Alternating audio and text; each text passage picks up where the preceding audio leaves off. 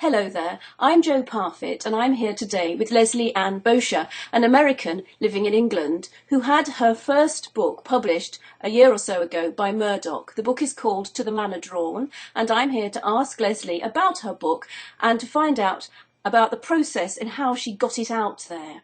So the first thing I'm going to ask you, Leslie, is could you please tell me about your own story, the one that's the basis for the book? Could you describe it in just a few sentences for the listener, please? Well, thank you, Jo, for inviting me to participate with you on this questionnaire. I'd be happy to tell you about it. To the Manor Drawn is a fast-paced, witty read with phraseology that elevates the reader's status from voyeur to participant. It's informative and entertaining and gives the reader an uncluttered account of a devoted Anglophile holding dual citizenship, American and British, as she exchanges her treasured city life for unremitting open space and a herd of gaseous cows as she moves from London to Rutland, England's smallest county.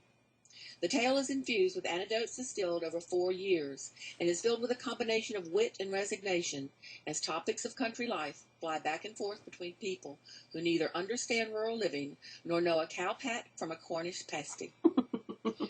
A serendipitous move from the paving stones of London to the pastures of the countryside provided me with the right blend of entertaining material and beguiling oddities to inspire me to write my book. Always look for the inspiration around you. Well, it's absolutely, I would agree with that. That very often our own stories are the ones that are the most interesting, and that should be the ones we should tell. A lot of people are writing perhaps what we would call travel memoir at the moment. But they say that you need to write a book if you know that the world will be worse off without it. So what is it about your story that made you believe that you were different and that your book really did deserve to be written? Well, Jo, I'm not so arrogant as to think the world is a better place for my having written a book, but I do think England stands proud in my effort. My story is a snapshot in time about country life in England, specifically my life, and as it's turned out, much has changed in the community. That fact alone validates my endeavor and the product. Yes, I can see what you mean. I mean, the history in England and some of the customs are disappearing as they are throughout the world. So it's true that your book is providing a snapshot of that. Yes, I can see that. Thank you. I've been teaching writers for a long time, and I am a writer myself, and I find that self-belief and having the confidence in yourself is one of the largest problems for writers. So how did you stay confident during the process of writing your book? Jo, I don't think I ever questioned whether I was good enough to write a book, but I did know I could try.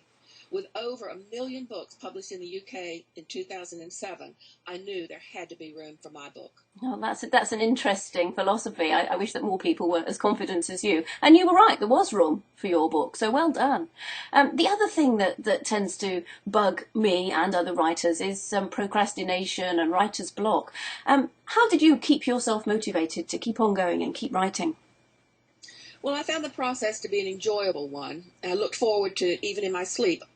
The difficulty, of course, is to eliminate the clutter from your life during this process. By that I mean chores, worry, engagements that are not absolutely necessary. Stay focused and you'll always stay motivated. Finally, I kept a copy of another author's book within eyesight of my computer. It was a dreadful read. However, knowing she could get published was enough incentive for a budding writer like me.